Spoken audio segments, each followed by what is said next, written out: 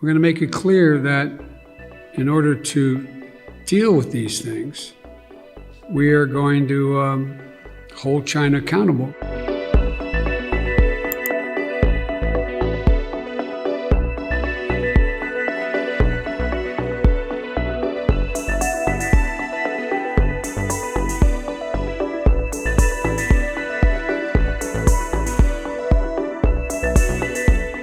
I've known Xi Jinping for a long time. Allegedly, by the time I left office as vice president, I had spent more time with Xi Jinping than any world leader had, because President Obama and the Chinese President Hu decided we should get to know one another, since it was inappropriate for the President of the United States to spend time with the Vice President of another country. But it was obvious he was going to become the new leader of China. So I spent hours upon hours with him alone with an interpreter, my interpreter and his, going into great detail. He's very, very straightforward. Doesn't have a democratic with a small d bone in his body, but he's a smart guy. He's one of the guys like Putin who thinks that autocracy is the wave of the future. Democracy can't function in an ever complex world. So when I was elected and he called to congratulate me, I think to the surprise of the China experts who were his people on the call as well as mine listening, we had a 2-hour conversation for 2 hours. And we made several things clear to one another. I made it clear to him again, what I've told him in person on several occasions, that we're not looking for confrontation, although we know there will be steep competition. 2, that we'll have strong competition, but we'll insist that China play by the international rules. Fair competition, fair practices, fair trade. Thirdly, in order to compete effectively, I indicated that we're going to deal with China effectively. And we're going to need 3 things to do that, I'm telling our people. First, we're going to invest in American workers and American science.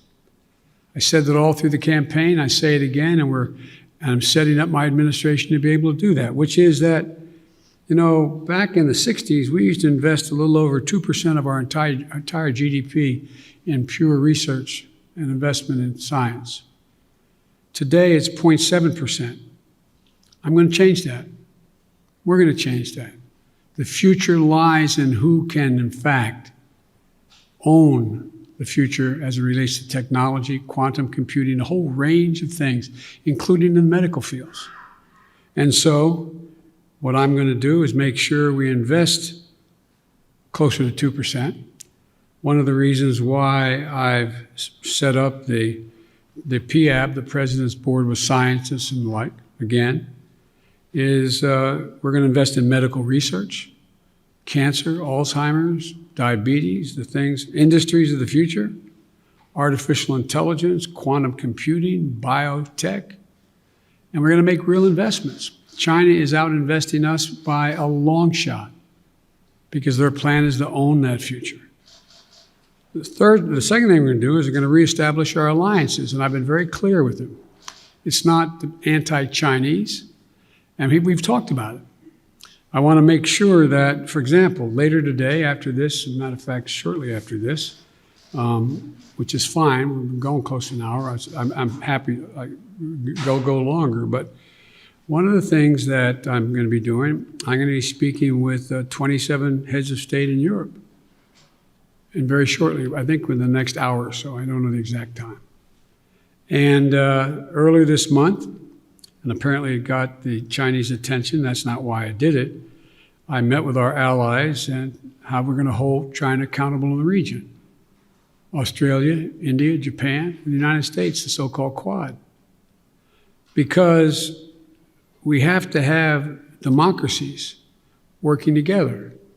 Before too long, I'm going to invite an alliance of democracies to come here to discuss the future. And so we're going to make it clear that in order to deal with these things, we are going to hold China accountable to follow the rules. To follow the rules. Whether it relates to the South China Sea or the North China Sea or the agreement made on Taiwan or a whole range of other things. And the third thing, and the thing that I admire about dealing with Xi is he understands, he makes no pretense about not understanding what I'm saying any more than I do him. I pointed out to him, no leader can be sustained in his position or her position unless they represent the values of the country. And I said, Mr. President, as I've told you before, Americans value the notion of freedom. America values human rights. We don't always live up to our expectations, but it's a value system. We are founded on that principle. And as long as you and your country continues to so blatantly violate human rights, we are going to continue in an unrelenting way to call to the attention of the world and make it clear what's happening. And he understood that.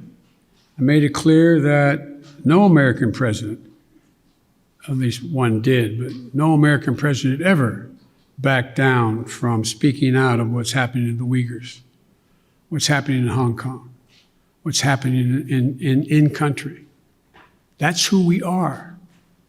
The moment a president walks away from that, as the last one did, is the moment we begin to lose our legitimacy around the world. It's who we are. So I see stiff competition with China. China has an overall goal, and I don't criticize them for the goal, but they have an overall goal to become the leading country in the world, the wealthiest country in the world, and the most powerful country in the world. That's not going to happen on my watch, because the United States is going to continue to grow and expand.